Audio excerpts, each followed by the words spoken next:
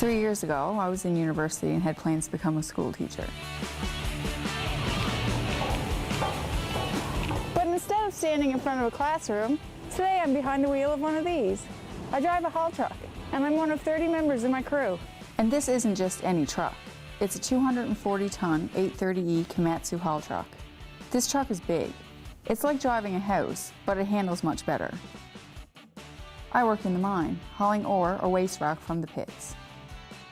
My two-way radio enables me to stay in contact with the dispatcher, and I have a computer system on board my truck. The system tells me which shovel to go to, what I'll be carrying, and where I should take it. My truck gets loaded with either ore or waste. If I'm carrying ore, I bring my load to one of the ore pockets. When I reach the pocket, I dump the ore. Waste material, which is rock without ore, is dumped at a separate point. The ore is loaded onto a train underground. The train then travels to the mill for processing. It's a 15-minute drive from the pit to the pockets. I'll do this circuit a couple dozen times over the course of a 12-hour shift. To make sure I do it safely every time, I use a system called Take 5. I take 5 minutes before each shift to think about the kinds of hazards I might face that day and what I need to do to eliminate or at least reduce the impact of those hazards. During the winter months, I especially have to be concerned about weather, cold, snow, and ice.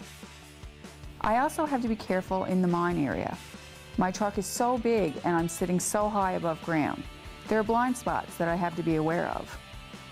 And there are about 60 people in my crew, truck drivers, loader operators, drillers, and many others. That means there are always lots of light vehicles around. Some people think that mining is a man's industry, but there are plenty of women in my crew. Even better, there are more women coming here all the time.